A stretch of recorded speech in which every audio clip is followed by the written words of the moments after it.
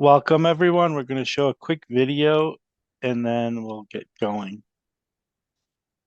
People are coming in.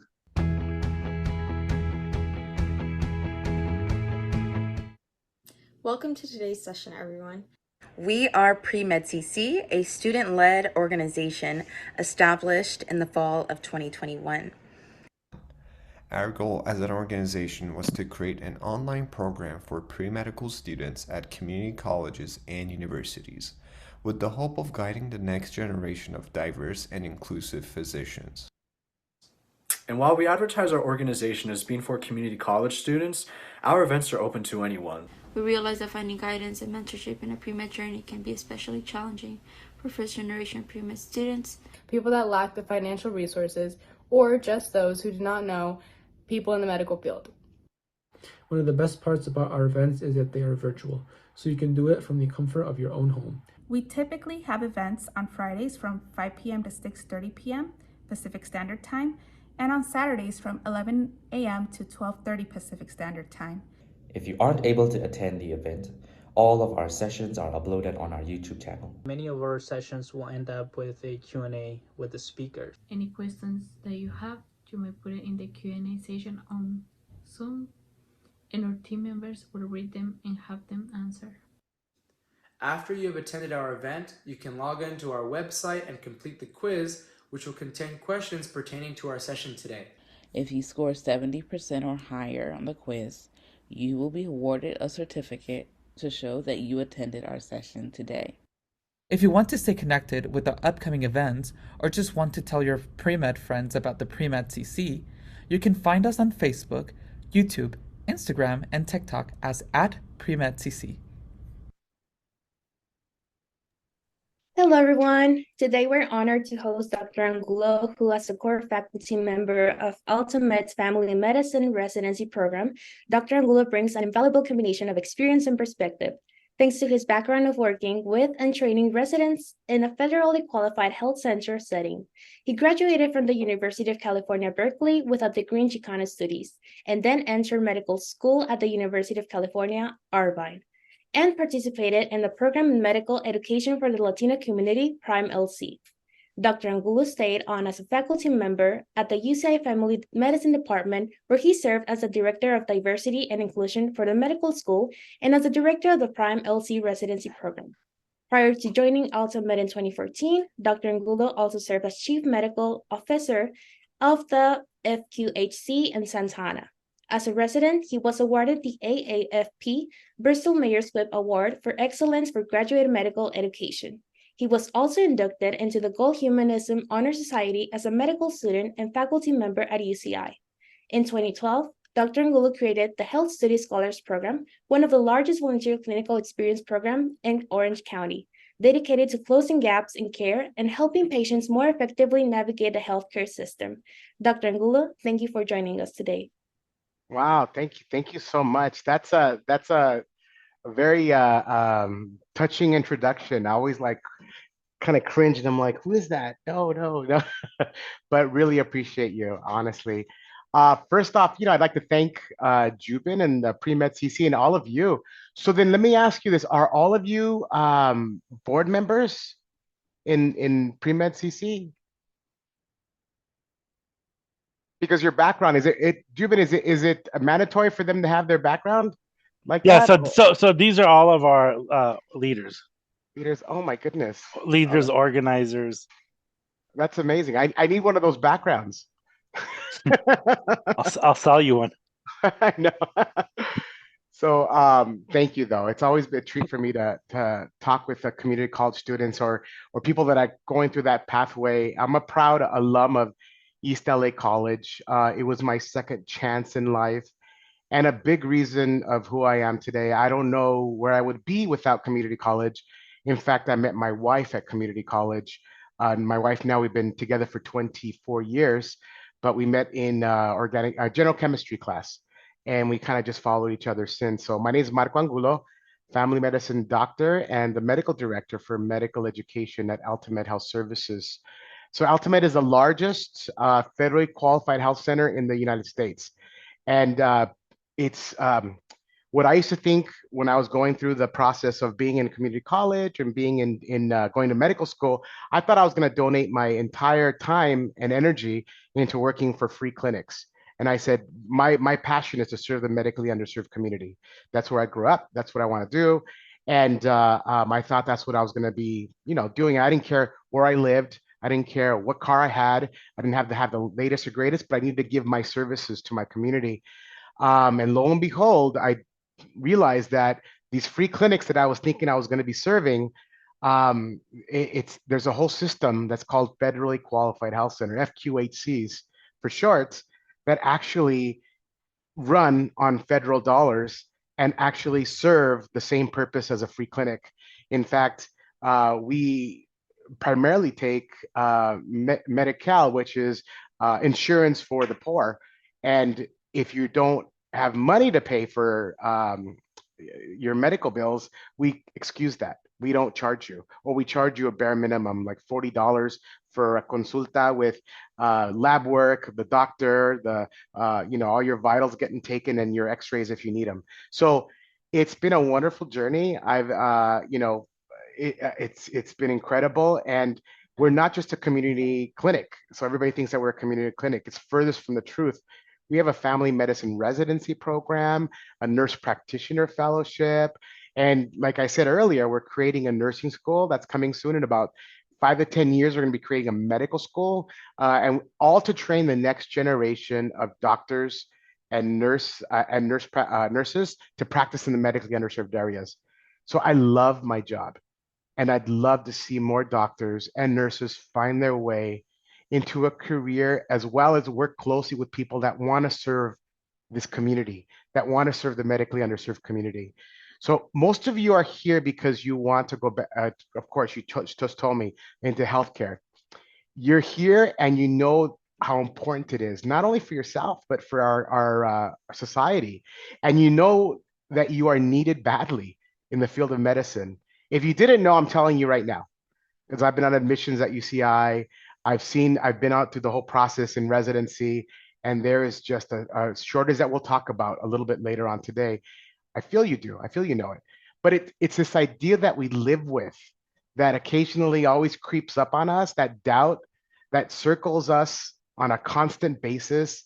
It's a cloud that sometimes I remember it so well that it can overwhelm us, especially when we begin to compare ourselves to others. And like, oh my God, it's always about time. When will I be going? When will I get there? How much time is it going to take me? Family members are asking, mijo, mija, the time is clicking, how are you doing? And these are all really well-intentioned people. These are people that love us to death. They want to see our utmost happiness, and they do it so we don't get derailed. That's why they do it. So we don't lose our sight of what we're trying to keep our goals and our dreams alive. And that's why I feel just talking to you, getting to know a little bit about just, why you're doing what you're doing. I feel that I'm one of you. We went through the same path, or you're going through the same path that I've gone through and that many of us have gone through. I don't know you personally, but I truly feel that we're cut from the same stone. See, deep down, we can feel it. Deep down, we know why we do what we do. Deep down in our hearts, we know it's by any means necessary. How am I going to make it to that next step? How am I going to get to that next level? And I remember always thinking, oh my God, community college, people would come from UCLA or whatever, like, oh, they've gone to the promised land, and you meet a med student and I'd start practically faint.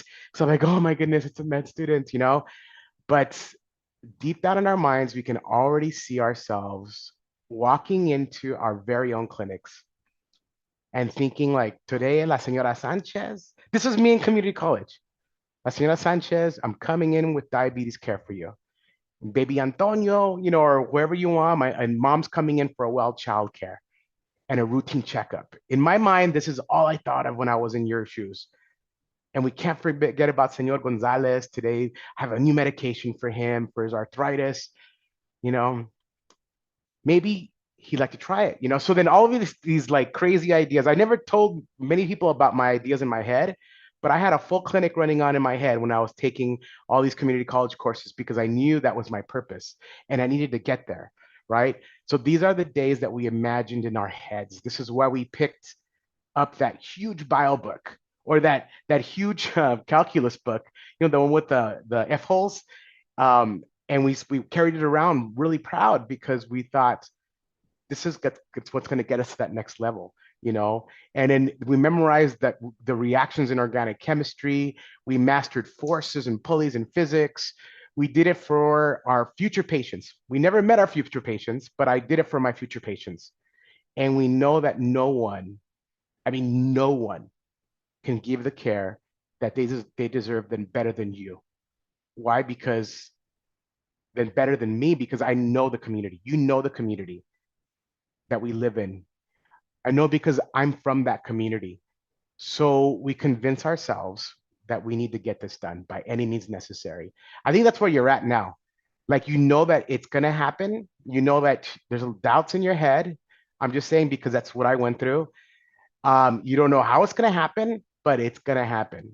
And this is what my life as a pre-med student was, as a community college student. So every bio lab had a future patient dedicated to them. In organic chemistry, oxidize or PCC, boom, that's for Senor Jimenez. In physics, cosine, the theta, slope down, boom, that's for Senora Sanchez. And this is what kept me going every day in and day out. Now, the first step in all this is to begin to visualize it. So this is an exercise I do all the time. And I definitely want to see this. You can actually change your name on the Zoom. I'd like for you, if it's okay with you, with your permission, take 2 minutes. So like Matthew Real, or Real, how do you pronounce your last name? Reale. Reale. So could you put Matthew Reale, comma, MD, whatever like you're going to go into. Melania Correa, can you put your comma, MD, DO, whatever it is you're going to go into? If I could just have 100%, Kristen, if you can just, Marco Tocayo, Nishita, Jubin, you're there? Oh, that's awesome. Oh, I love it. Look at that. Now that's powerful. If you can see that and you can imagine it, then you're going to be set and you're going to do it. And then when I went to Berkeley, I took that with me and I actually put it on my dorm room, and then I would put the doctor is in, and I had to believe it because it was a tough place to be, but I had to make sure that I always believed that I was going to be doing this through the good times and through the bad times. And believe me, there was a lot of times when I'm like, oh, it's not going to happen, but it's going to happen. How is it going to happen? Pick yourself up and you go through the process. So with that being said, and Marco's seen this before, but let's see if I could share this real quick. Right here. I want to show you something because there's definitely a shortage. Could you all see this? Yep. All right.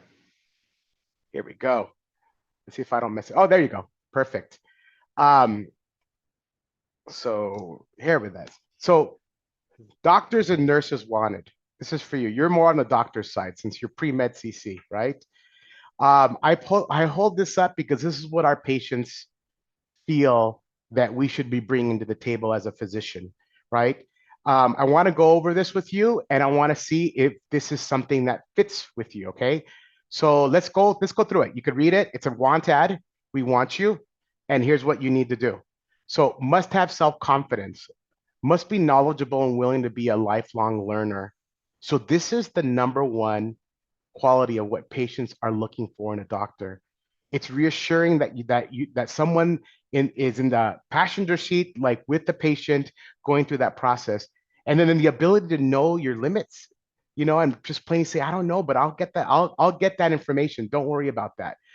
Must be extremely intelligent, a master problem solver. So being comfortable with not knowing the answers, but having that ability to put things together like a detective.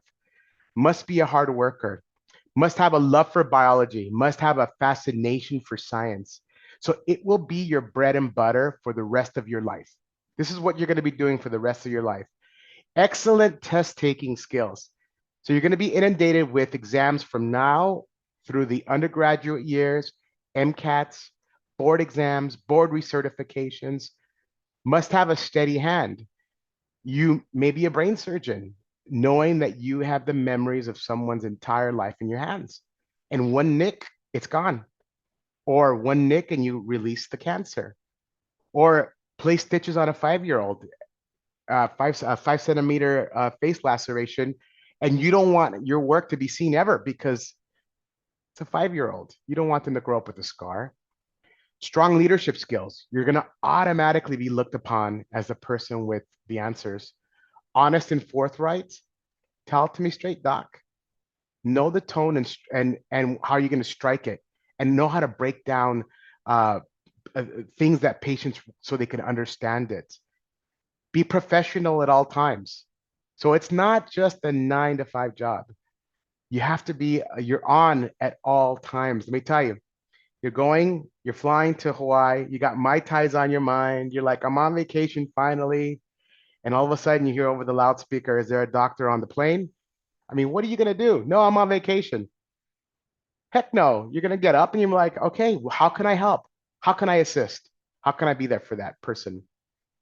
Altruistic, selfless, must be empathetic, caring, and compassionate. I mean, have the ability to validate someone's suffering, putting yourself in their shoes, and to help to make sure that they're living their best life. Must have ability to work in a team, must be excellent at collaborative and cooperative work, must be humble. So knowing that you are not God, knowing that you can learn from your team, from your nurses, your medical assistants, and not just shutting them out because you're supposed to be the doctor, or the specialist.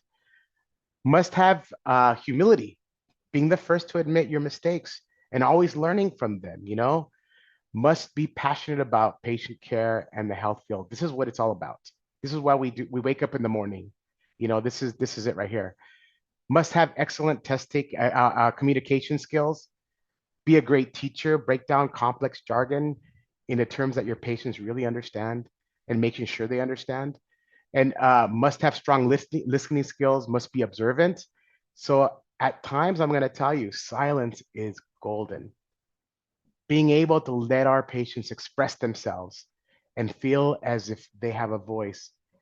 The first 20 seconds of a visit, when a patient comes in and sees me, I'm like, this is your show. And it turns into a nice minute or 2 or 3 of things that I would have taken me like 6 minutes, 7 minutes to ask. They've just told me everything. Unbiased and non-judgmental. At times, you may have a patient that doesn't have a belief system that you have.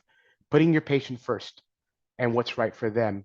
So extreme integrity and high moral standards, energetic, enthusiastic, warm, friendly, a love for people. This can be contagious with your patients, with your staff, with everybody in the clinic. There's nothing funner than walking into a clinic where there's music going on, where people are in a good mood, the patients are like dancing to their rooms. I mean, it's beautiful. Let me tell you, when you strike that tone, I can't tell you how amazing it is. Must have humor. So it's a long road. Being able to laugh with others, sometimes laugh at yourself, and just enjoy the journey, So what do you think? Do you see yourself here? I mean, do you still want to do this? It seems like an impossible list, So I'm a firm believer that you're not born with all these abilities. These traits are taught and they're learned. They're fostered by all the experiences that you have in life and all your mentors. So you may look at this and say, okay, I see myself in a few of these things, but you may say, look, okay, I have a steady hand. I'm knowledgeable and willing to be a lifelong learner. Must have the ability to work in a teamwork, or maybe you see this. Oh, I'm extremely intelligent. I can tell you right. Or you feel like if you have a strong leadership skills, all right, good.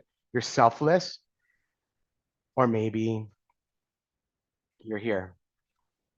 Must be passionate about patient care and the health field, warm and friendly, and love for people. This is where I started actually. This was all I had when I kind of started putting these things together. So your training in being a doctor doesn't start in medical school. It didn't even start on your first day of taking your first bio classes. You know, it started in your childhood with your life experiences. It started with your upbringing and it'll continue for the rest of your life. I am learning things today that I'm like, man, 53 years and it's taken me to learn this. It's like a wonderful, wonderful gift, you know? And it's something you will work on for the rest of your life. So there's a reason why they call it practicing medicine. You're always striving to be the better person, the better clinician, and the better scientist each and every day.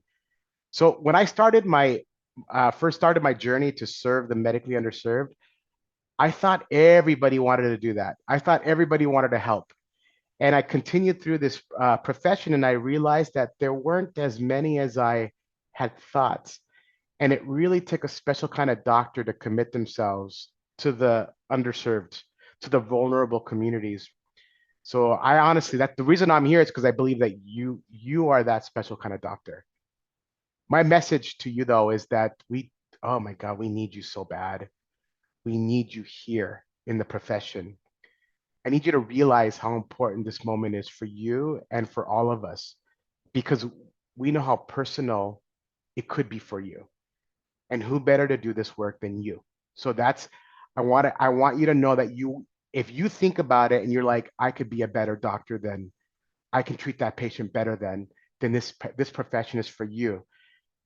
And we now predict, so by the year 2032, this is why Ultimate's creating a medical school, there will be a shortage of doctors between 46 to 121,000 doctor deficit.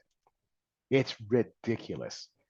The question that every medical school has, and then when I was at UCI, they would ask the same thing is, where are these students? Where are they? You know, why aren't they applying to medical school? You know, how do we get them here? I'm thinking you're here. Look, you're right here. I see all the MDs right here, right on the list. And I got to share with you this. Uh, Jubin talked about Dr. Talamantes. And he is my boss. Dr. Efrain Talamantes is a good friend of mine, and he's my boss at Ultimed. He's actually running the entire organization. He studied pathways to medical school and the importance of community college and the role it plays in primary care. So he's not a community college student, but he said we need to find the right people to come into our careers and make sure that we're bolstering it. And he did a study on, it's actually published. It's right there. You can see it's free. You could download it. So let me tell you what the study found. It found that there was a relationship between community college students and the choice of specialty they made in family medicine in the United States. So more people were going to community college, to family medicine from community college than any other place. So what the study said is that medical students who've attended community college seem to have a higher chance of going into family medicine. So he examined records from the AAMC. The AAMC is what you apply to a medical school, the Association of American Medical Colleges, from 2010 to 2012. And he found out that 43,000 medical school graduates, about a quarter of them had community college experience. And here's the kicker. Those who had any form of community college experience were inclined to go into primary care and family medicine than their counterparts who didn't. So I was like, what is going on? So the takeaway from all this, community colleges is the answer. I tell you this because we have a devastating shortage in our medically underserved communities, and you are the answer to this. You really are. So I need to help assist you in any way I can so you can take that next step, because there was somebody that always helped me along the way. but there's only one person that can stop you from doing this. And that is not a pre-med counselor, not a friend, not your family. It is you. Because if not you, then who will serve these communities, these underserved communities? Who will help us carry that torch of eliminating disparities? And we really need you. And I hope and pray that this challenge excites you. I hope you get excited about it. I hope you get like, oh man, I can hardly wait to get there. And that you're up for it. And that you want to be that difference. But you need to start believing that, and that you'll become a doctor. You need to start beginning to own it by any means necessary. Look at the Zoom names. You need to start visualizing it. You need to start writing it down over and over and over again.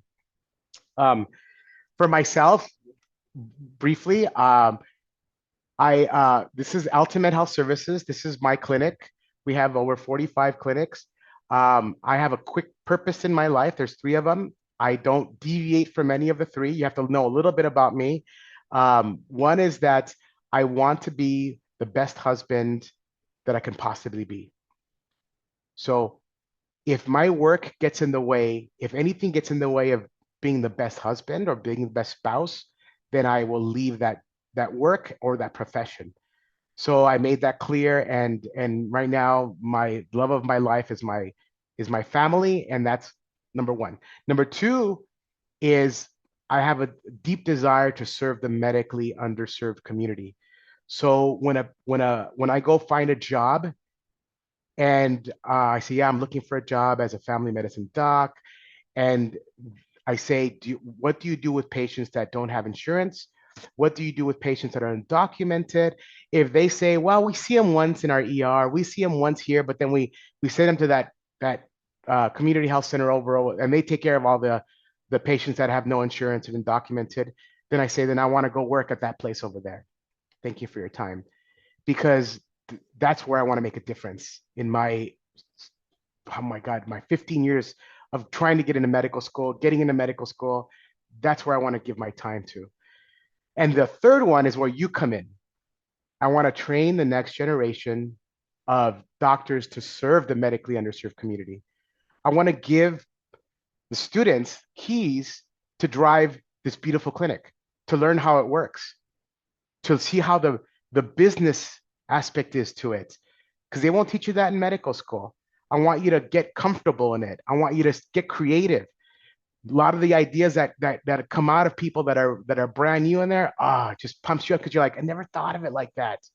And these are students that are coming through the ranks and they're asking questions, and I'm like, we've been doing it like this for so long. We don't know why we didn't think about this, or things in that nature. So we want to give you guys the keys to run this, and we do. So in Ultimate, and you're all invited to come. We have pathway pipeline programs all summer long.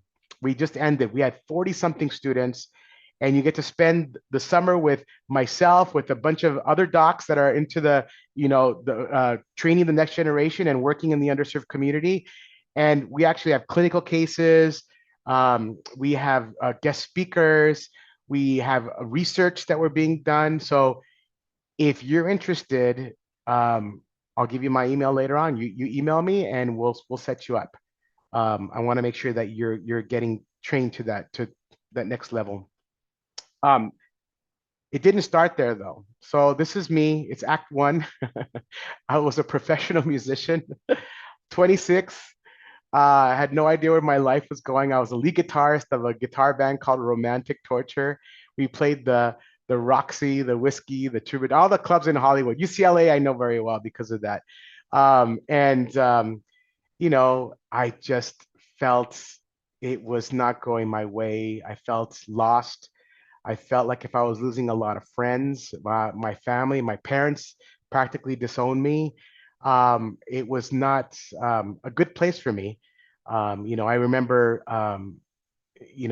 being houseless for a little bit, not knowing where I was going to be living, couch surfing, making sure that I had a place to shower, staying in our studio. And I didn't care that there was mice there. There was roaches. I just slept there because that's the only place that you could sleep, right? That was no concern for me as long as I had a safe shelter over my head. And I finally hit rock bottom. And I felt that, at the age of 26, I had peaked and the band was falling apart. And then I had my wonderful brother and another friend saying, "Hey, you're a pretty smart guy. You can go back to school." Actually, I hated school. I didn't do well in high school. And they both told me about community college, and I didn't realize that I can go back to community college. I thought that I was done. I thought that that was my chance was over. And actually, they told me that I can enroll. Once I found out, I'm like, well, let's give it a shot, see what happens. The crazy thing is that my parents, at the time, I was trying to make amends with them again. They were very against it. They were like, well, you already kind of messed up in high school. We don't want you to waste your time. So I said, what do I have to lose? And I had a lot of support that I found, not from my parents at the time, but from my brother, my older brother, and from a friend of mine. And I just banked on their hope and their support and their mentorship, and it worked out, because I ended up going to community college, East LA College. That is my ID from like back in 1996. And the reason why there's a black mark right there is because that they used to use our social security number as our ID. So I was like, maybe I should block that off. So I have it blocked off now, but it was different. I went back and I was energized. I felt like I could make a difference. I was in the front row, and I met up with some people. And just like you have it today, I had a friend of mine that I was taking classes with, and he was a pre-med, and he excited me about the idea of service to the unmedically underserved community, and also giving back to where I grew up, a very high Latino population. And he got me excited about it. And I thought maybe I'll be an MA, then I'll go from MA to RN, then RN to NP, and then from NP I'll go to MD. I didn't realize that you can go straight shot, like from a 4-year to medical school. And he's the one that made me write my name, Marco Angulo, MD, at East LA College. And that's when I started believing that I can do this. Although there were people that that had PhDs in the back of their name that I met with, that were pre-med advisors that I sat with, that really discouraged me and said, "You're too old. You're you're already, nobody from East LA College goes to medical school. You have to choose another profession. We don't think you're dedicated enough. You're not that good of a student." You just heard it over and over, and you're thinking like, wow, I've come to you, laid down my dreams, and you're telling me this. So I ended up being a closet pre-med. And I don't know if you know what a closet pre-med is, but it's someone that never tells anybody that they're pre-med. And I did that for a few years. And I hit all the books, and I didn't want to show anybody that I was taking bio or organic chemistry. One of the happiest days of my life was when I actually said, you know what, I'm going to be doing this, and let's do it strong. And all of a sudden, something miraculous started happening. People started believing in me, but I had to believe in myself first. And everybody started, "Hey, that's that pre-med guy. Oh yeah, he said he's gonna go to medical school." At first, it was like a backlash. Yeah, we all say that. But after a while, they're like, "No, I think he's serious." And the two people that really turned around on me were my parents. They were like, "Oh my God, mijo, there's a difference in you. There's a spark in you." And I'm a "Mom, Dad, you have no idea. We're going for this hard." And that's why I always say, I'm there to say gatekeepers, cheerleaders, and coaches. The gatekeepers are the people that they mean well. They just want you to be okay, but they're the ones that sit with you and try to discourage you a little bit, give you the reality check, that like, well, I don't want to be the bearer of bad news, but, and they'll take out averages and like, someone with your grades and your MCAT score, yeah, you'll never make that. Why don't you try another career? That's a gatekeeper, because once again, it's holding you back. And you're like, well, there's other ways. By any means necessary, I'm going to get there. And then there's the cheerleaders that actually, they're cheering you on. Like my parents were my biggest cheerleaders. Ay, mijo, you can do it. You can do it. Absolutely. I don't know how you're going to do it, but you can do it. Right. And they're like just cheering you on, you know, and they don't know how to help. And then there's the coaches. Now, a coach is everything. They're the ones that actually sit with you and say, okay, let's plan this out. Let's make sure that you have everything set up. Let's see your 6-month plan. Let's see your 2-year plan. Let's see your 5-year plan. How are we going to go ahead and move the pieces? You know, what classes are you going to take? Are you sure you're going to take those together? Because maybe we can go ahead and shift them so it's an easier time for you because you work full time. You know, that's a coach. That's someone that has your best interest in mind. And if you fall, they're not, oh, well, you tried, maybe another career. They dust you off and they're like, all right, let's get back on the board again. Let's go on the whiteboard and let's figure things out. That's a coach. You know, think about basketball. You know, you got the coaches drawing up the plays. You have to have someone on your side drawing up your place of life. So, and so you build a purpose. And once again, what kept me going was that clinic in my head, Senora Sanchez, Senor Jimenez, Senor Gutierrez. I gotta meet them. I gotta meet them. Gotta meet them. So just kept on going. Then I went to Berkeley. You know, I had my challenges there. Believe me, it was a tough place to go because I didn't realize that community college was a different system than the UCs. And those of you that transferred to the UCs, it's not that everybody's smarter and it's a harder place because they're smarter. It's just a different system. So it took me 1 semester to really figure things out, but I had to get my coaches together. I had to get everything together and I have to make sure that I had a plan. And believe me, my first semester there, I fell flat on my face thinking that my career was over. And once I had the greatest coaches lift me up and say, nope, let's do it again. And let's plan it again. And because I had a purpose, it made sense. So with that being said, after actually working at Berkeley for a little bit too, I decided to apply to medical school and I got into the PreMed program, the program in medical education for the Latino community. So that is me in medical school. That is me as a 4th-year medical student. That's one of the ER doctors that I worked with. Great guy. He was teaching me how to use ultrasound at the time. I was just about to graduate. But some of the most impactful times in medical school was at the beginning. There's a thing called the white coat. Have you ever heard of the white coat ceremony? Oh my God. My parents went to the white coat ceremony, and just to go on stage, put on the white coat, and be inducted into the family, the medical family, was something I'll never forget in my entire life. And during that whole process, some of the things that I saw in medical school, honestly, I've learned so much. In fact, to the point where in my cardiothoracic rotation and surgery, holding the human heart in my hands was one of the most impactful things I've ever done. And one of my mentors and preceptors says, Marco, put your hands here. I want you to hold this human heart in your hands because you will never forget the feeling. And it was a live patient, and we were in the middle of surgery, and they saved his life. So for me, and then afterward, I got to take care of that patient in the ICU.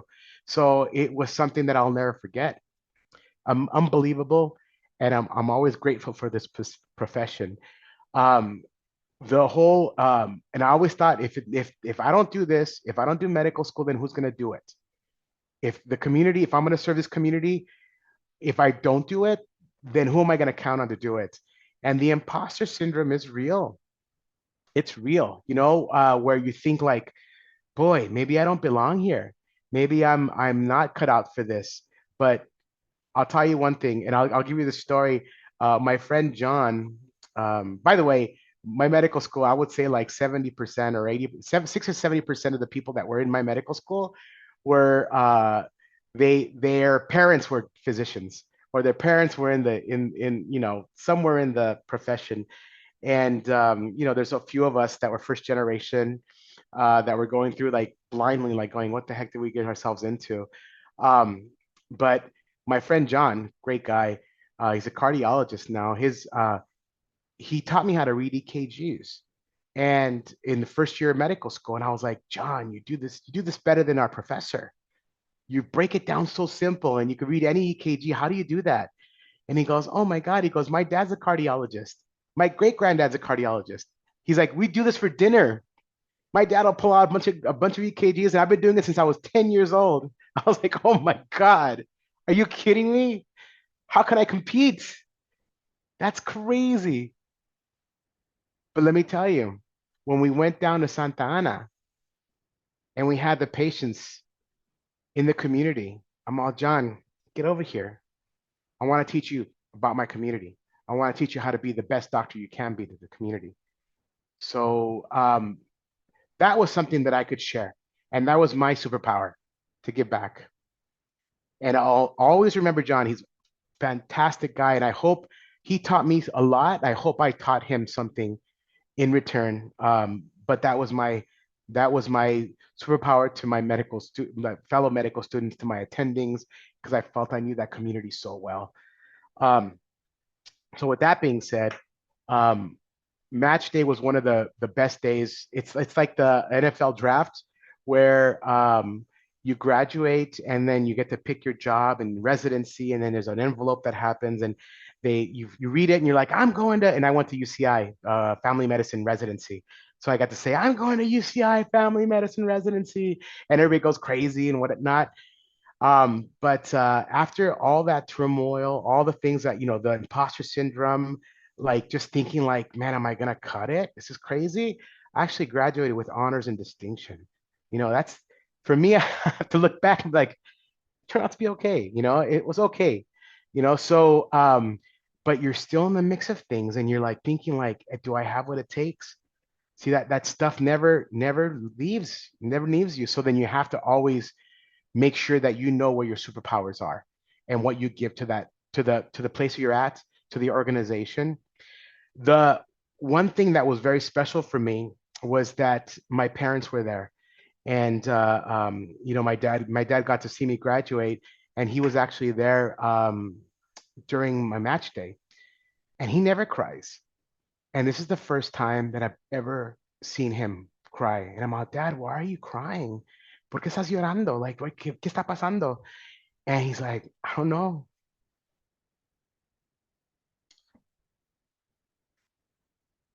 I don't know. He didn't have an answer. And I didn't so much, I always did it for, because I wanted to serve the underserved community, the medically underserved. But that was a really nice perk that I could take my parents with me, and I gave my parents a framed diploma of my medical degree. And, both are passed away, but they had it up on the wall, the only degree they had up on the wall. And it was something that I was so proud of, because they supported me after they saw that I was serious. And I couldn't have really done it without them and their support throughout the process. So it was really great to share with them. There was one point when we were graduating, and you wear the regalia and the cap and gown, and my dad, he has a sixth grade education, and he's like, mijo, he wanted to put it on. And I was like, "Oh, let's do it. Let's see how this looks." And that's actually him a couple years before he passed away. But that's my medical school regalia. So it was really nice to capture that. And I have this picture right next to me in my office all the time. And I just carry it with me because it's something special for both my mom and my dad were supportive. So with that said, it's when people say like, so what do you think? Was it worth it? I'm like, are you kidding me? I would do it again in a heartbeat. In a heartbeat. I mean, this is the greatest profession I've ever been involved in. Though Senora Sanchez, Senor Jimenez, Senor Gutierrez, guess what? Those are all my patients. I walk in, I go, Nadine, my medical assistant. Who do we got on the list? Senora Sanchez, Senor Gutierrez, Antonio's here. I'm like, damn, we did it. Cool. It's a cool feeling. And the trust that you have that you develop with your patients is second to none. You know, you knock on the door. Right before you knock on the door, I go through this whole thing where I think about my parents.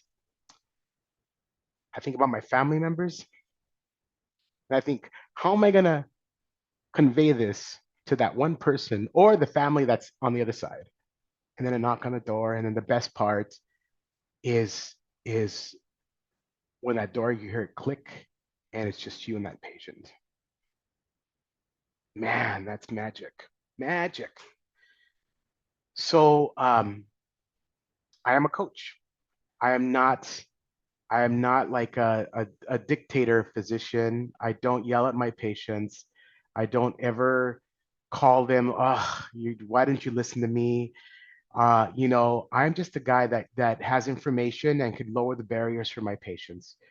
I'm just a guy that says, you know, wherever you want to go with this journey, I'm with you because it's your life. And I want to make sure that you have the best for your life. Um, and I want to make sure that you're living the best life possible. So where do you want to go with this? And I will meet you anywhere you want to go. And even to the point, I'll be honest with you, with you know patients that are you know the chronic smokers, you know, that's like there has been anything that's proven that smoking gives you better health.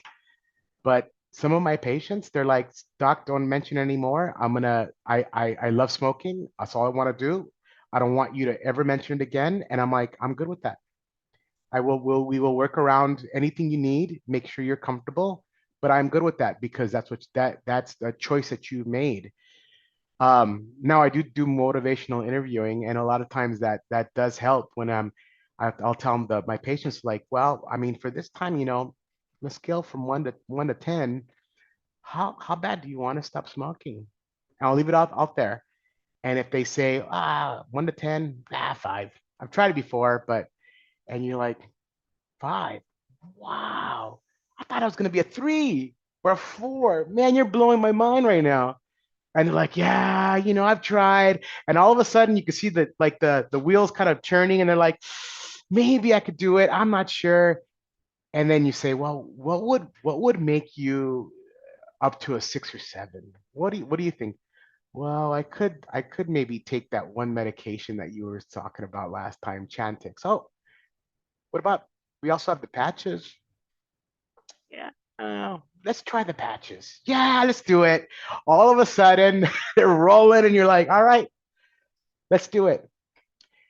But you have to be patient because they can go out, be very motivated, and then come back and say, Doc, I fell off, and you're like, yeah, it's okay. Where are you at today? I'm at a 6 today. All right. What do you think you want to do? Well, let's try blah, blah, blah. All right, let's do it. And they get so excited about trying it again, you know? So you always want to keep that open, you know, and the dialogue open as a physician and as a coach. So with that being said, I just wanted to let you know that it's one of the funnest jobs I've ever had in my entire life, you know? And I just wanted to thank you for making the time. And I just wanted to leave you with a quick message. My email's right there. And for summer programs, I really, if you want to come, I really will set you up. We'll make sure that you know what the application is, you know what we're doing, and you know your next steps. But I think you know when what you call it, Melania, I think was reading my CV and all these accomplishments that go with the CV. I'm thinking like, wow, this person had a pretty successful career and it must have really come easy. You know, these accomplishments, I'm telling you, always leave out the blood, the sweat, and the tears that go through this whole journey. The CVs always leave that out. You know, we condense this to show all the victories only, leaving all the mistakes on the floor, you know? And my CV doesn't have the day that my life hit rock bottom, like I talked about, and sleeping in the rehearsal studios. I'm not, you're not supposed to put that in your CV. Nowhere in there is there a time not having a penny to my name, stressing out and asking myself, how am I going to pay for rent while I'm walking up to an organic chemistry exam final. And in my CV doesn't show the countless pre-med advisors that told me that I should take a different route, that medicine was not for me, that I was too old, too dumb, too soft. I've been told I was too soft for medicine. You're not going to find my 3 failed MCAT scores. And at times I fell asleep one time in the middle of an MCAT because I didn't sleep the night before. Because I was thinking, if I don't do it now, I'm so old, my career's over, which is not true. And you won't see the 29 rejection letters that I've received when applying to medical school, and the countless tears each and every one of them brought, especially the first one, Northwestern University. I still remember it, how they said no. And I was like, oh my God, I got rejected 29 times. But we always remember all those times that have shaped our lives, whether they're good or bad, like if it was yesterday. And more importantly, we remember those who were there to celebrate us, right? They were there to give us that oomph. And with every patient interaction, you bring in all your life experiences. So it's the idea of this transference, that you transfer this stuff where you see family members and patients that you're helping. That's inevitable. You want to go that extra mile. You want to. They deserve it. And your endorphins in clinic go crazy. So now all those patients, Senora Sanchez, Antonio, Senor Jimenez, they're all there. They're all there waiting for you. And I always ask myself, how did I get here? Every success that I've had in my life, every one I attribute to my mentors, my coaches. And for that, I'm so grateful to them. And I think this is why, for me, the professional is personal.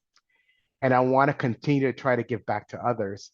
And I see that this is a way of honoring people that have gone before me and have given me so much. So I'd like to leave you with that message, because I see myself in you. I really do. And I think that if we went out, and had a meeting or coffee or whatever, I'm like, I think our stories are very, different, but similar in ways. So I believe we're cut out the same stone. I said that to you earlier, and we get it. We get it. So, but we also get this, that we know this is hard. I know how you feel. I know how it feels to look at yourself in the mirror every day, take a deep breath, and ask yourself, am I going to get there? Am I wasting my time? I know how that feels. I know how it feels to get back an exam or grade or an MCAT, like I did 3 times, and feel your heart sink to the bottom of your stomach. And I know how it feels to have family members remind you that time is ticking, and when are you going to start? I'm not getting any younger. Or even the other end, have family members not even support you in this interest and not understand what you're going through. And I know how it feels to be here on this Zoom call, to be hearing me tell you, we need you, when all along you're like, I'm right here. Don't look anywhere else. I'm right here, right in front of you, screaming. So one thing I've learned, though, is that there's no shortcuts. We can't take your exams for you. We can't take your MCATs for you. We can't make you believe that you can do this. And it comes from you. It has to start with you. What we can do, though, as mentors, is guide you like we've been guided in our lives. What we can do is pass along that information that was given to us and has helped us in our careers. You are not alone on this. We are all here to help and to guide you through the process. Believe me, a lot of pain, we will go ahead and try to mitigate on that. That is my promise to you. One last thing, I wanted to leave you with this. You've chosen what I feel is the greatest career, the one I'm so proud to be a part of. To have the ability to actually think about this, walk in a room, sit with the patient, listen to them is priceless. As a doctor, you have the ability to make sure that your patient has the best care possible and they feel supported throughout their journey in life. Your future patients are waiting for you. They're here. Believe me. I know they're going to love you. They're going to love meeting you. And I hope you let us be part of your journey every step of the way. And I wanted to thank you so much for just being welcoming. And I'm going to hand it back to Melania. Melania. Yeah, well, thank you so much for everything you said, the presentation, and generally, I believe, touched so many souls over here. We truly appreciate your words.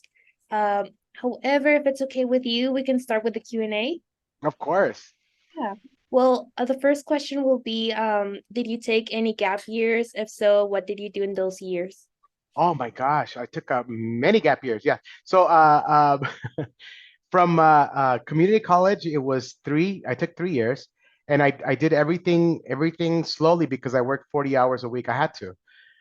So I took maybe 12, sometimes 11, sometimes 10 units. So I did that, and I tried to do the best I could. So I never doubled up on the sciences. There was no point in doing that. I wanted to really understand this stuff. Then I went to Berkeley, and then I got financial aid, so I didn't work anymore, which was great. And then after that, I actually took 3 years to work at it was a pipeline pathway program that we had up called the Biology Scholars Program. It was actually the best thing that ever happened because for 3 years I got the experience of running a program, and you cannot get this training anywhere else. So it was probably one of the best programs in the nation. So now I'm the medical director for medical education, and we have over 40 programs in our Altamed, and the majority of them we've created because of the experience that we've had in other places. So if I would have just gone straight shot from undergraduate to medical school, I don't think I would know the background of how to create a program the way I did. And I'm still working with the same people that I worked at Berkeley. I brought them to Altamed. So they are now working with me there, and we're building a monster. It's crazy. It's lovely. I love my job. So I took three year gap year, and then I took 1 year from medical school. It wasn't because it was a year to do my master's program, but I call it a gap year because medical school is going about 100 miles an hour, and then when you do a master's, it's like going to like down to 50 or 40 miles an hour. So I was like always revving, and then all my master students were like, "We're so behind." I'm like, really? This isn't that bad because I was so geared up for medical school, like working so like endlessly. So, anyways, hope that answered the question. I'm gonna ask the next question. We have here is what happens when someone is an underserved community gets cancer? Is there a place like this or oncology? They said I'd love to work in a place like that. Yeah. So then there is see now we have Medi-Cal. Medi-Cal is the insurance that everybody has access to. The only I guess restriction is that at the time you had to have you have to be documented, have proof of citizenship, but they've changed those rules. So now people 50 and over can be covered with Medi-Cal, right? Now, the other thing is that if you have cancer and you don't have insurance and you're 45 and you don't qualify for that, there's something called emergency Medi-Cal, and it'll kick in because it'll make sure that you're covered. And it's a wonderful system where you would come to like someplace like Altamed, you would get seen by me, and I would plug you into a community doctor somewhere that's hematology, oncology are the cancer doctors. So we would work with them and make sure that you're getting the best you can, the best care you can. So family medicine doctor, we're like the quarterback. And when they come to us, we're like the first line, and all of a sudden we, kind of dictate where, oh, you need a cardiology as well. So then we go there. Okay, or you need a kidney doctor. Okay, you need a, so that's what we do. But there's a nice system. There's also free clinics. Listenac in Orange County has a nice free clinic. that's but once again, it's a free clinic, so I tend to go to federally qualified health centers a little better because there's more funding there to cover the patient. You don't But want also, to. as a family doctor, you don't work alone. You work with a team of social workers. Oh yeah. Oh no. You're not like by yourself. You don't know. You basically build a team, and you're Yeah. around the team. Absolutely. That's called patient-centered medical home. Thank you, Jibin. I have social workers. I have my medical assistant. I have my nurse manager with me. I have care gap coordinator, which is someone that checks to see if the referrals are going through, what we need to do. We have the front office. We have behavioral health as well. So it's like a one-stop shop. It's pretty neat, and it's somewhere where, okay, so not only am I a doctor at Altimed or an FQHC, I'm also a patient there. So that's how much I believe in what we do. And I think that we have the best doctors. In fact, I went to school with a good number of them, and we all like did like, slit our wrists and we're saying we're gonna treat the underserved forever and ever. Well, now we're working all together. So it's kind and then one of the doctors, actually, my doctor, she was I was the organic chemistry tutor at Berkeley, and she's actually my family medicine doctor. So I trust her with my life.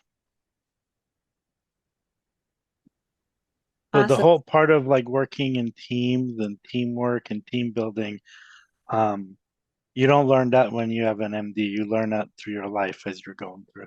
Absolutely. Absolutely. And just to add, Jubin, we're going into this now. This whole system used to be, this is your first lesson well, maybe you already know this, but we used to be like, patient comes in, you bill for that patient, you get whatever, right? The doctor has the ability to bill. Now it's going to be all changed. So it's called alternative payment method, where the insurance company says, okay, I have 100 patients. Or no, I'll just do one patient. I have one patient. I'm going to give you $5,000 for that one patient in the whole year. Go. You do whatever you want with them, right? Make sure their blood pressure is controlled, their diabetes is controlled if they have it. Make sure. So then, as a team, it's no longer up to the doctor. It's like, okay, let's take care of that one patient. See if we could go ahead, and we have $5,000 that we can give that patient. And if that patient is doing really, really well, then we can go ahead and what you call it, make sure that they get what they need. And if there's anything, like, so say we go over, then we go over. We have to pay for that. But if like we spend $3,000 instead of the 5,000, then there's $2,000 we can use for patients that don't have insurance. How cool is that? So that's what we're going to, alternative payment method. And where it's called value-based care. It's a whole deal right now. And so Altimed is going January 1st. We're going to switch over from fee for service, come in, you see the patient, I'll bill the insurance company, to now where the insurance company is going to be like, there you go, take care of that patient. We're going to give you that much. Good luck. And I'm confident, Altimed, I'm confident that we're going to do really well, because we have like Juven was saying, we have an infrastructure that is really put in place. So it's not only going to be the doctor show, it's going to be me, the social worker, the nurse, everybody working together to make sure that patient is taken care of, which will lessen burnout, because it's not, okay, doctor needs to see all these patients. Well, the doctor needs to see the patients that really need it at that time. So it's going to be nice.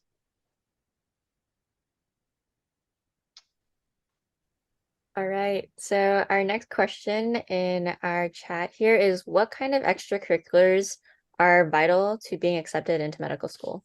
Yeah, that's a great question. So then, the extracurriculars is there's actually three. Well, there's a whole section that you fill out for extracurriculars, and it's community work, right? Volunteerism, community work. There's clinical work, and there's research, right? And usually, the pre-med world, let me tell you, the pre-med world makes it more difficult than it really is. And I've been on admissions for 7 years at UCI, but I remember thinking like, okay, I got to have this list and I got to check the boxes. Did I do research? Yes. Pipetting? Yes. Did I do this? Did I do that? Yeah. And going right down the list. And it really doesn't work like that. So then I'll tell you, the research is important because it's but research that you want to do, that you want to learn about, not just you kind of going in there and like, oh, I did lab for one semester, I'm done, you know, that you really, because look, it's a place where you don't have books, you don't have like a syllabus, you're asking a question, right? You're trying to figure out what the experiment is, right? You're analyzing the data and you're writing about it. That's in a nutshell, that's research, right? Or you're presenting about it. So you're actually getting out of your comfort zone. And we love that, you know? So then you're like, wow, they just didn't read the book and get the grade. They actually followed this whole process. And it could be research in social science, research in hard sciences, you know, research. So, and biological sciences. So you can go through any route, but as long as your mind starts thinking critically like that. The community service is like, do you give your time to another other than just being a pre-med at school or studying, right? And the clinic is important because you got to kick the tires of the car, look under the hood. You know, I mean, people would apply to. I remember people would apply to medical school with a 4.0, with some community work, research, but no clinical. And it was like, oh no, what if they don't like it? What if they don't like medical school? We can't take a chance, you know? So then for admissions, we'd be like, sorry, you know, this is not something that we want to pursue because we want to make sure that you know what you're getting yourself into. So with that being said, um, there's something called creating your theme. And you all have a theme in your life. You all have something that makes you tick and makes you go. And I'll give you an example. So then for me, my theme was pipeline pathway programs, creating these things, helping the next generation. So everything I did, whether it would be research, whether it would be community service or even clinical, I was creating these pipeline programs. I didn't even know I was doing it, but I loved to do it because I loved helping that next generation. So my application was full of that. And in my personal statement, I talked about how I was going to be creating these programs for patients, you know, but I didn't realize that I was doing that. I'll give you an example of the best applicant, one of the best applicants I've ever seen. Oh my goodness, this was in like 2008. I still remember her application. Cal State, San Francisco State, SF State. She is doing research at UCSF, but research in HIV, AIDS and HIV work. She's volunteering for the hate and Ashbury clinic that they have there, for the substance use disorder clinic that they have there for the houseless. What else was she doing? She put all her efforts into giving back to that community, in studying it. In her personal statement, she talked about how she lost her mom to HIV/AIDS and how she wanted to make a difference. She didn't have she didn't have the best MCATs or GPAs, but we were wild on. I'm like, oh my God, she is going to be the best infectious disease doctor that has ever been created, ever, because she had a purpose. She had a theme. I mean, she didn't do any hard pipetting. She didn't do any, you know, she followed the theme of her life. Now, with that being said, getting a coach, having someone that you sit with that talks to you about what you love to do, helps you create that theme for yourself, because it's hard for you to connect the dots by yourself. But when you have somebody else going over it, you're like, oh, didn't notice. I didn't realize that. And you start thinking, okay, let's do it. Let's. So a theme is a very theme, and only about 10% of the applicants to medical school have a theme. It's ridiculous. Everybody has the same checklist. I did this. It's like a algorithm, but it's not that hard. It really isn't. We just want to get to know you and who you are. Dr. Angulo, can you tell them what was your undergraduate degree and what your master's was in? Oh yeah, my undergraduate was Chicano studies. I didn't do biology because my love was studying my community. And that was the best thing I ever did because it kept me sane. It kept me charged because I was like, I need to make a difference. I need to know where I've come from and where we're going and to understand the dynamics in immigration, understand the dynamics between Mexico, Central America, South America, and the patients that I was going to be seeing. So I totally enjoyed that. My master's was in demographics and social analysis, and it was actually studying um, physicians coming from certain areas when they go out to like medical school anywhere, the tendency is to come back to that area. So the majority of the time, somebody's coming from like East LA, was born in East LA. Majority of the time, they'll leave to go to medical school somewhere, and they'll come back to that community to serve. High in Latino and high in African American communities. So that was neat to see. So it wasn't in MPH, it wasn't in. I didn't get a master's in business, but I did a demographic and social analysis, master's of social science. They're tough questions. No. Next question we have is adding on to that one. Can you still have extracurriculars left to fill in your junior year when you plan to apply? Yeah, I mean, once again, it's not so much like a recipe. The best thing you would do is meet up with someone that you trust. Not all pre-med advisors are created equal. Not all of them are. So you may have to pick.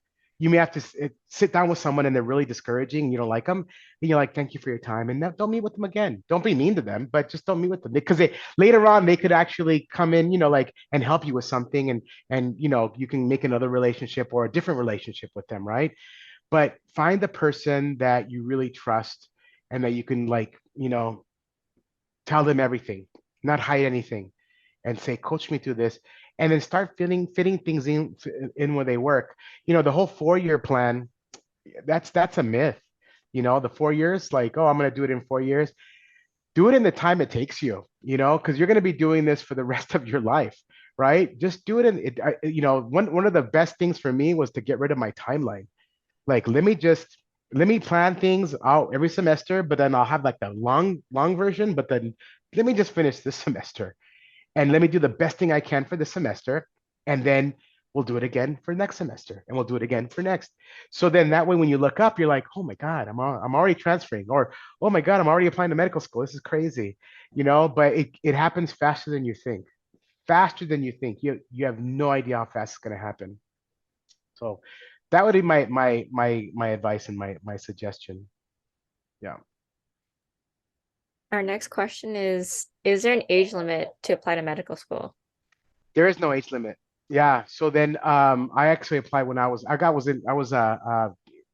what you call it, working on my first cadaver when I was 36 years old.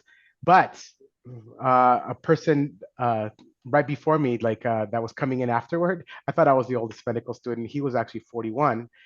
And then someone in admissions, an ophthalmologist, we were talking and she's like, oh yeah, I started medical school at 53. So I'm like, okay, there you go. So, I mean, you always have to definitely know that it's 4 years and then 3 to 5 to 7 years of residency. But, if this is what you only live once, right? That's, we're here, we're born, and then we pass away.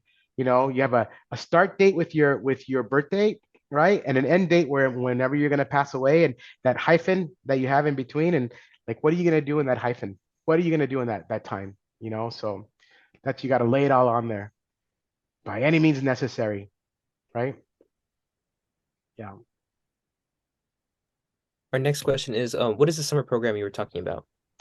So there's several. So for this group here, we have it's called Ultimate Scholars Program. It's a summer program that we have that's 6 weeks.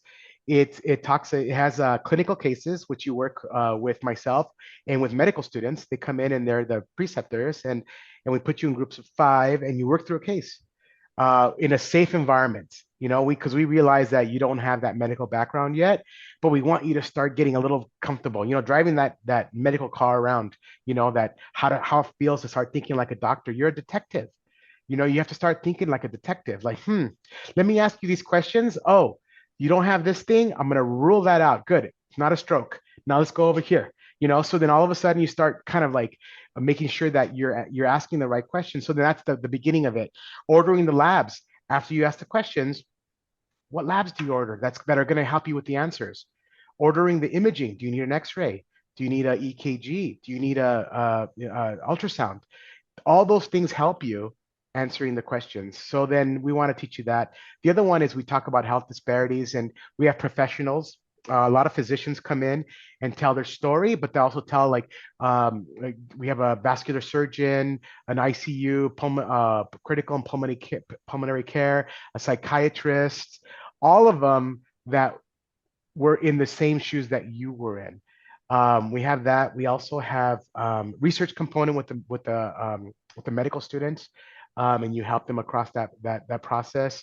That in a nutshell. Oh yeah, and the last one is we actually meet with you to create your we call it a portfolio, and it's like we have coaches, and they'll sit with you and design your plan all the way until you get into medical school. They even also help you plan your wedding if you want and how many kids you're going to have. They have fun doing it, but we have a whole computer system that does that. You can always change it though. It's important. Yeah, we'll post it. We'll post it on our social media and stuff. And next week we have somebody who's going to talk to you all about applying to summer programs and making grids and stuff. Oh, So that's you should great. probably come to that too. But there's a lot of summer programs, and the funny thing is not a lot of people apply to them. So Yeah. Well, the cool thing, if you can, just when you apply, just send me an email saying, "Hi, hey, Dr. Angulo, I just applied to your program." I'm like, "Wow, that's great." So then I'll look for your application. That's a perk that you came here today. Mention that you were here today. It's like a coupon so I could look into your application. I'm like, that's right. Let's do it. That's my promise to you. Yeah, we're getting a lot of interest with the summer program. So some attendees are asking when do those applications start for that summer program? And for you mentioned it was 6 weeks long. Is it Yeah, an everyday program? January 1st, this application happens. It does fill up. We have don't let that be discouraging to you. Be one of the first applicants, and also shoot me an email. It's 5 days a week, and you do get a stipend, $2,500. We will pay you. I think it's going to go up to 3,000 this year. But the thing is that it's a great introduction into Ultimate. So then once you're in the program, then you start looking at all the other programs we have, because we have clinical programs. But this is like the entry. You get into this one, all of a sudden you see like it's like entrance into Disneyland, and then all of a sudden you could take all the rides that you want. So it's the beginning part. I'm trying to look for like where we have the information, but Jubin, I'll hook you up with the people that are running it, and that way we could have a link directly to you to that. Yeah, I just looked it up, and the link was down. Yeah, but when it's open, we usually post it. So yeah, okay, perfect. We'll definitely let you know. The next question we have, going back a little bit, they just want to know how old were you exactly when you applied to medical school? I was 35. Yeah, I started when I was 36. Mm-hmm. Yeah, I applied once, and I got into Albany Medical College, and I was about to go there. I was so happy because I didn't have to take the MCAT anymore. And it was in April that I got in, and I was like ecstatic. And then August 3rd, I think, I got a call from the Dean of Admissions at UCI, Dr. Peterson, telling me, "I know that you got into Albany. I could see it on my records." By the way, they could see all your whole application and what you got in and not. They said they share everything. Um, and I want to know. I've called them and said that I'm going to offer you an admissions, but on a condition. I'm like, what's the condition? She's like, you just take one more class of endocrinology or any class you want of biology, upper division. You get a B or better, and you can come into the class of the following year. And I was like, take one class, stay at Berkeley, have like a crazy awesome year. We had Aaron Rodgers that year playing quarterback. Like the stars were aligning, so I ended up staying, and then I had a great year, and I got an A in my endocrinology class, and I became really great friends with Dr. Peterson, and she actually became one of my biggest mentors. She hooded me. There's a ceremony at the end when you graduate. She hooded me for medical school, and she's no longer at UCI. She retired, but I always have very fond memories of her. Great person. Mhm. This next question is kind of like a personal question that I have. And you mentioned kind of throughout your talk about finding like about all the coaches and mentors that you've had. So do you have any like tips for how you seek these kinds of people in your life and like Yeah. Yeah. how did you find these people? You know, um, there's something that I call the dream team, right? And everybody has to have their list of dream team members. The great thing about the dream team is that it's your team. So, Kirsten, you could make up anybody that you want. So then you could say, you know what, Juven, you've been amazing in my life. Thinking of it to yourself, you've been amazing in my life. You're going to be on my dream team, and put them on an Excel sheet, right? And then you could say to them, Matthew, you've also been inspirational. Put them on your and then all of a sudden you just look at that list and it keeps growing, right?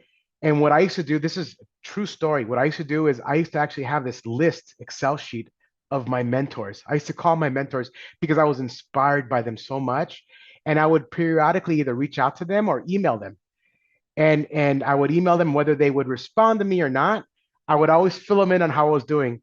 Hi, Dr. Frichet, how are you? It's Marco. I was one taking your organic chemistry class in the 400 people that we had.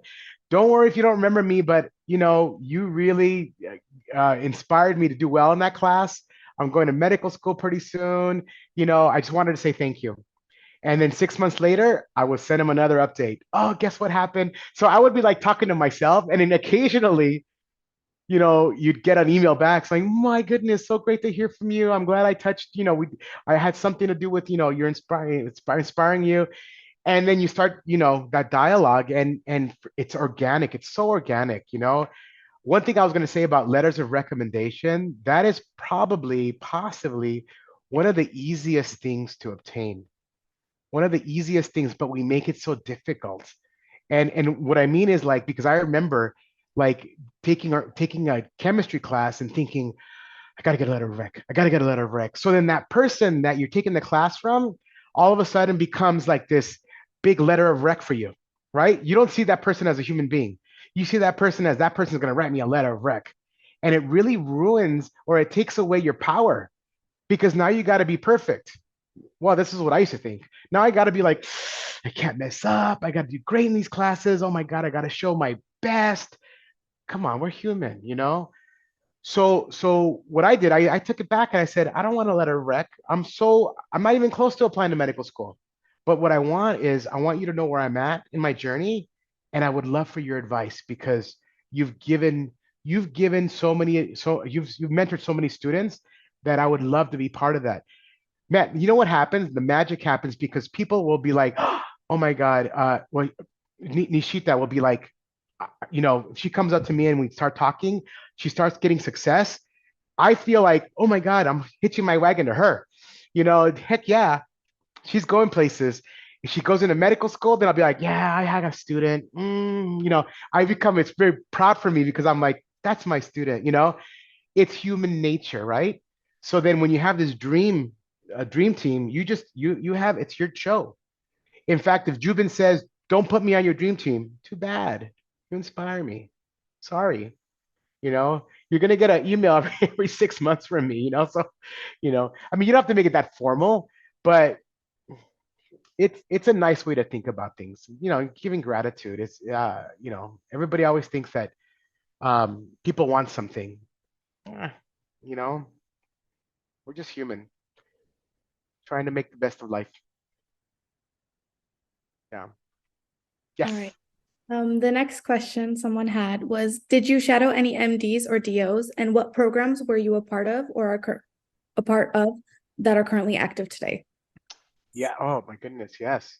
So the way I did shadow an MD, I actually went to a clinic in Oakland where I saw my patients and I wanted to work, and I asked the doctor. I actually went up to him and said, I told him my story. I go, look, I want to serve the medically underserved community. I want to be like you. Is there any way that I could just be around you? I will take out your trash. I will clean your rooms. You don't have to pay me. I just want to be next to you because I want to know what it's like. He was like, oh my God, are you kidding me? He goes, you know what? Come in on Saturday. I'll pay you something, and that's the way we started, right? And I was like, great, I don't have money, but sure, but I would have done it for free, right? So that's how I got it in what you call it, that my first shadowing experiences. The other ones were, like when we put together at schools the free health fairs. Um, I wanted to learn how to run them, so I became the head of like the Berkeley free clinics or the uh, health fair. Then you meet all the physicians there and you get to know them, and you're like, look, if there's any opportunity, I really want to learn from you. They become part of your dream team, and organically that happens. So we used to run this program called Carrie's Kids. So we would take a mobile van in Oakland and go and vaccinate or see patients there. It was through Children's Hospital of Oakland. And I used to help run it. I managed the volunteers there. Not didn't do anything medically, but we did practice on blood pressure and things like that. But it gave me that experience. And one of my biggest mentors, Dr. Lori Kamen, she's now like running, like she's like one of the heads of the California at UCSF. So it's kind of neat to see her going in her trajectory because she was at Oakland for a bit. Um, so that's how I got the clinical experience. As far as programs that we run, we've always like the Biology College program is still there at Berkeley, BSP.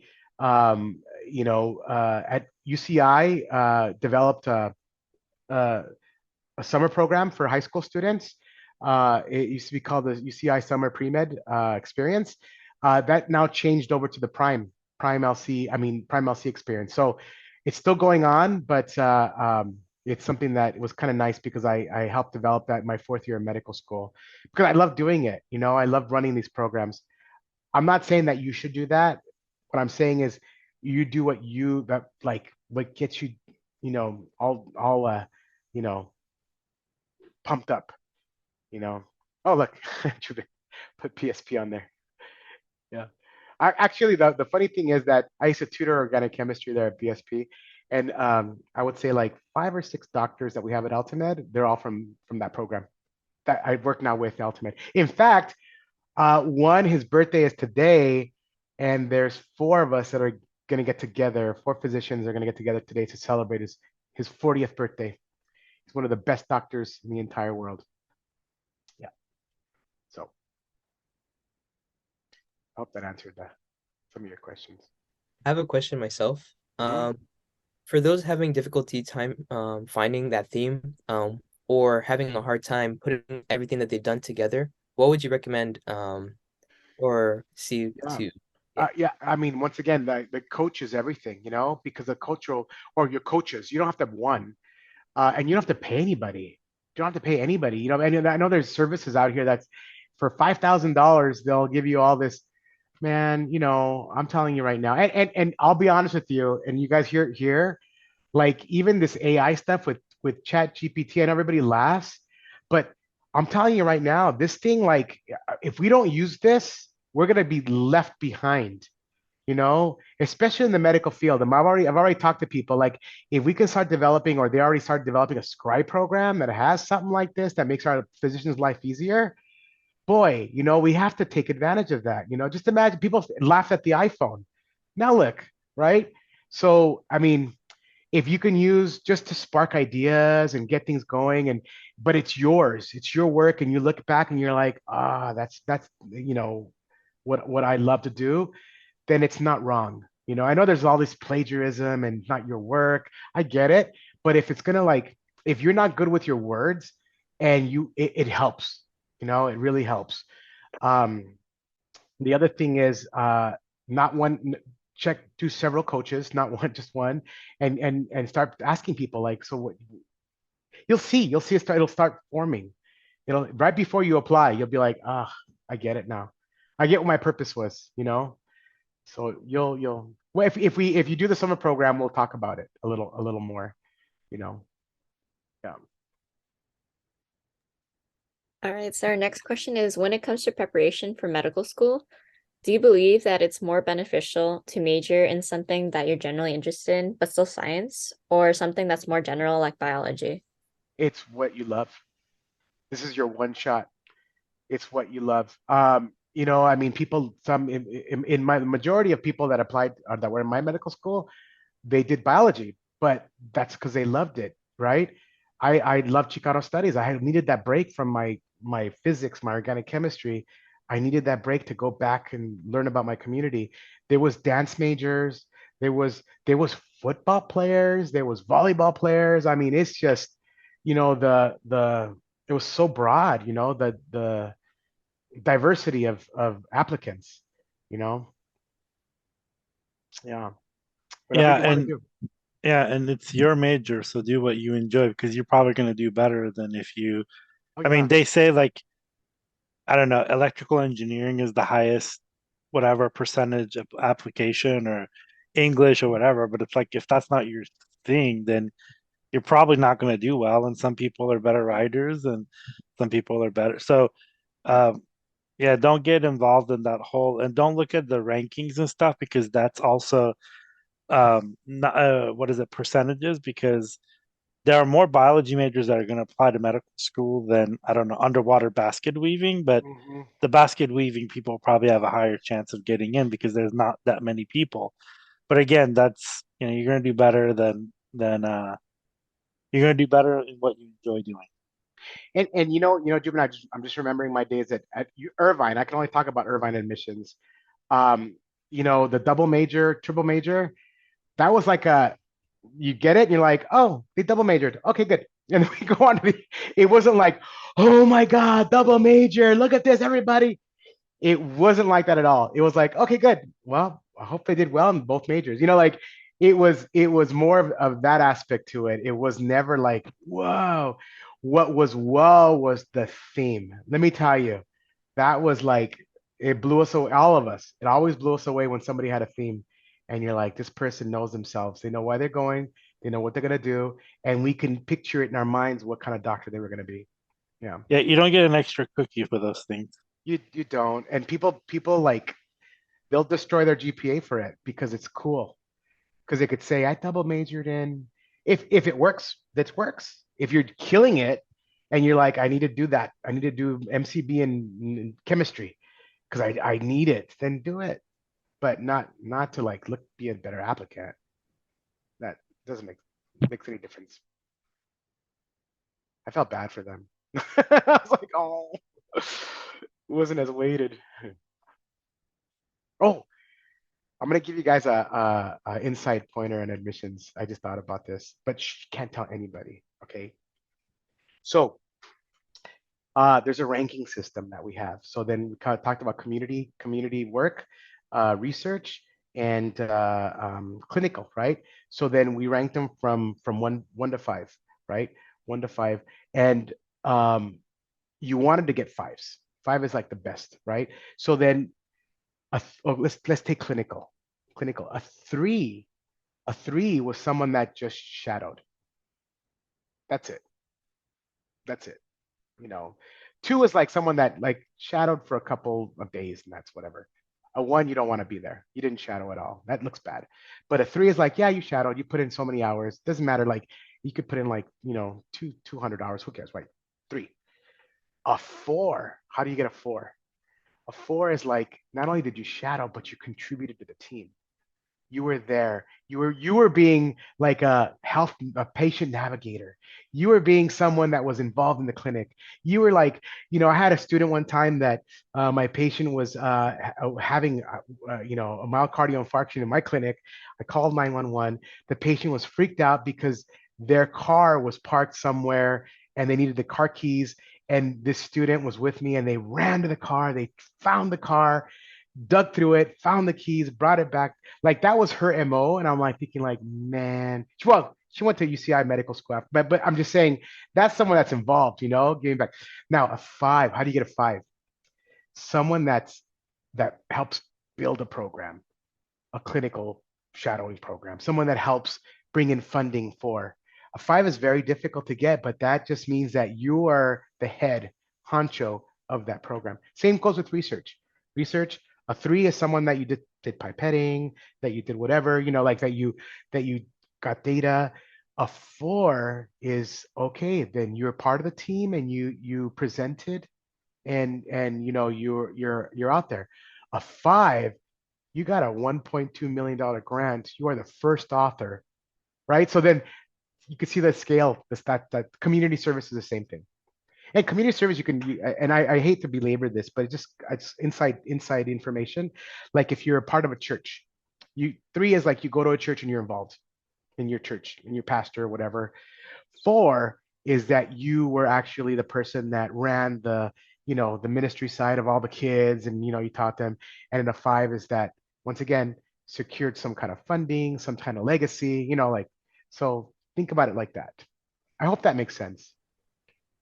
Yeah, and we did a whole presentation Oh, on that's great. getting clinical experience and stuff, and there's the 2-hour talk. So I put the link on there, go watch Oh, it. that's wonderful. Because there's things you could do short term, because nobody's gonna let you walk into a clinic and touch people without some sort of like training or some sort of like skill that you have. It's just what it is. And if you're in California, pretty much anywhere in the state, it's healthcare is highly regulated in this country. And so there's things you could do. You could become an EMT, you could get these little short certificates that don't cost a lot of money. And you basically have that, even if you're not getting paid, you at least somebody that um, somebody that is is not is safe to be around patients, because nobody's gonna let you walk into a clinic and with no experience let you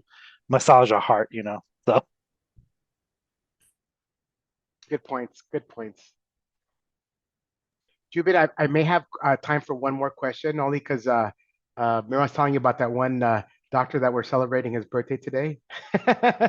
So I need to get possibly go. But this has been such a treat. Great questions, man. Great questions. I need to get one this of is those. the last, I guess this is the last one. I thought um this person, as a Mesa director in a small rural NorCal community inspiring middle and high school students in STEAM, what would love to have seen, heard, experience uh, at those communities, and you're looking back? I guess they're trying to find out like what was some of the things that worked in some of the Yeah. pipeline things that you've done. You know, I love Mesa. I was part of Mesa at East LA College. Actually, Mesa is where, and I should have mentioned that at the beginning. Mesa is where I got a lot of my confidence and a lot of my start, and actually where I met my wife. Now we were both Mesa members there. Um, I think our pipeline or pathway, we call them pathway programs now, right? I have to get used to it. 20 years I've been calling them pipeline. Um, a lot of the we give a lot of the funding to a lot of the right now the scholarships for students, which is good, but it needs to go into the infrastructure of building, going back to like the Mesa program, getting that director, getting the advisors, making sure there's tutoring there, and making sure that the students that are in that program have a voice and are helping to be the voice of that, because the students will tell you everything. So as you know, the Mesa director, as he or she knows, um, we if we listen to our students, they give us all the answers. They give us the heartbeat of what's going on in what you call it in the college, what they need, you know. And a lot of times we don't ask them. A lot of times we feel like, we've got it all, we know how to do this, we got it all figured out, you know. And we've seen it over and over again. But when you have like advisory committee meetings, when you have buy-in from the students, the camaraderie that comes with it, the ownership that comes with it, just shapes a program to be the most amazing thing, because now you know that you're going in that right direction. And investing in the counseling, investing in the infrastructure, the tutoring is essential. Making sure that you have those study groups, making sure that you have that support system, you know. But a lot of the grants that we've been you know, brought to us, they have a lot of money upfront for students. Like, if you get this grant, you can give the student $20,000 for an NP program or whatever, but you get no administrative help. I'm like, how is that helping? You know, because once the money goes to that student, I get it, but there has to be some infrastructure. There has to be some what do you call it? Memory in the institution.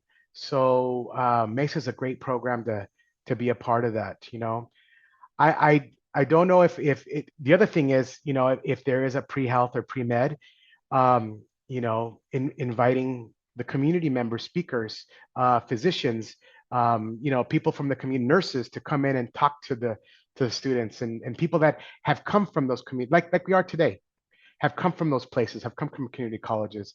And the last thing is, you know, what we used to love to do is we used to love to like present, you know, for our pre-health, pre-med, like stethoscopes. If they did Carrie's kids, they got their own stethoscope. You know, they got the blood pressure cup. We taught them how to do blood pressure. Kind of start introducing them to the profession, and making sure that they knew that they belonged there. So loaded question, but just on a, you know, there's a lot more to talk about, but that's like the $1 million question. Congratulations on what you're doing over in the small rural town, middle and high school students. That's amazing. All right. Thank you. As a promise, we're gonna let you go. But a couple of things. We have all the California Deans of Admission from the UC medical schools on October 27th. So come and ask Oh, them. that's awesome. We have a bunch of other programs coming up. So thank you again, Dr. Angulo. I know you have to go. I know you have to go. And whose birthday is it? It's Michael Granados. Oh yeah, tell him I said hi. Yeah, 40, the big 40. 40. Wow. You should give him a cane. We're going to Dave and Bus. He wanted to go to Dave and Buster's. Come on, man. You should have said like Nobu or something like that. What the heck? Since you're I'm paying, I would have said Nobu. I'm good. No, you can't go wrong with Dave and Buster's. All right, man. Well, have a great weekend. Tell All right. Say hi to your better half for me. Thank you, Jim, and thank you, everybody. And I hope I get emails. Right. In fact, if you want to just get it done with right now, just shoot me an email. I'll respond to it back. I promise you. All righty. All right, then. Take care. All right, man. Have a good night. You too.